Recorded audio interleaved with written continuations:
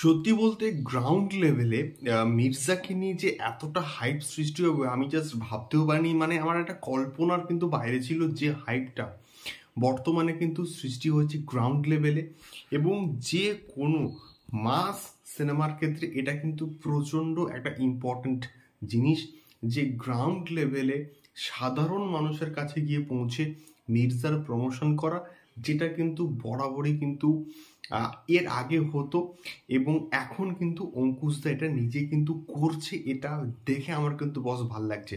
Hello guys, আমি Deep and welcome back to my channel Deep exclusive. So এখন আমি এই ভিডিওর মধ্যে কথা বলবো মির্জাকে নিয়ে, এবং মির্জা সংক্রান্ত একটা দুর্দান্ত বিষয়কে নিয়ে কিন্তু এই ভিডিওর মধ্যে কথা হবে। তো আমি তো ফার্স্টই বললাম মির্জাকে নিয়ে হাইপ কিন্তু অনেকটাই আছে গ্রাউন্ড লেভেলে। তো মির্জা যবে মুক্তি পাচ্ছে তার ঠিক কিছুদিন পরেই কিন্তু মোটামুটি ভোট স্টার্ট হয়ে যাবে। সো মির্জা যদি কন্টেন্ট ভালো হয়, যদি কন্টেন্টে দম থাকে এবং অ্যাকশন তো বস চরম লেভেলে থাকবে, এবং এক্সিকিউশন ওয়াইজ কিন্তু অঙ্কুশ দাদা পুরোপুরি কনফিডেন্টের সঙ্গে বলছেন যে এক্সিকিউশন ওয়াইজ অনেক হিন্দি এবং অনেক সাউথের প্রজেক্টকে কিন্তু জাস্ট ছাড়িয়ে গিয়েছে মির্জা। তো সেক্ষেত্রে দেখা যায় কেমন হয় মির্জা। তো এখন আমি এই ভিডিওতে যে বিষয়টাকে নিয়ে কথা বলবো সেটা হচ্ছে মির্জার ক্লাইম্যাক্সটাকে নিয়ে। সো রিসেন্টলি একটা ইন্টারভিউতে কিন্তু অঙ্কুশ দা এটা জানিয়েছেন যে মির্জাতে যে ক্লাইম্যাক্সটা থাকবে সেটা চরম লেভেলের, ইন দ্য সেন্স মানে লাস্ট 30 to 35 মিনিটস শুধুমাত্র কিন্তু অ্যাকশন সিকোয়েন্সেস থাকতে চলেছে বন্ধুরা।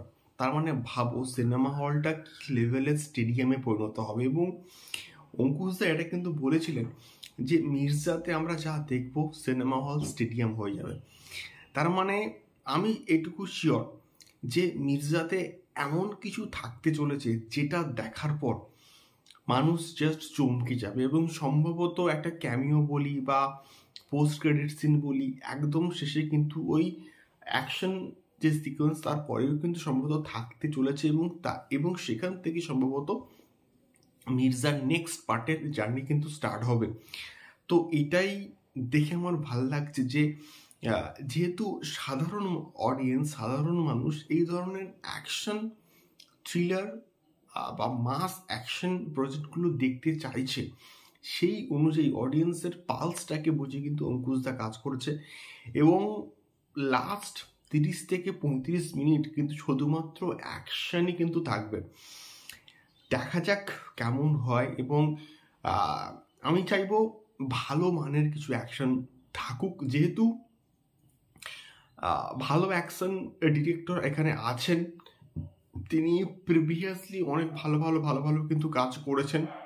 আশা করব মির্জার অ্যাকশন সিকোয়েন্সেস গুলো প্রচণ্ড ভালো হবে এবং অডিয়েন্সের সিনেমা হলে বড় পর্দায় গিয়ে দেখতে অ্যাটলিস্ট ভালো লাগবে। এটা ছিল মেনলি বক্তব্য। তোমাদের কি মতামত আমাকে অবশ্যই কিন্তু কমেন্ট করে শেয়ার করতে পারো। দেখা হচ্ছে পরবর্তী ভিডিওতে। টাটা।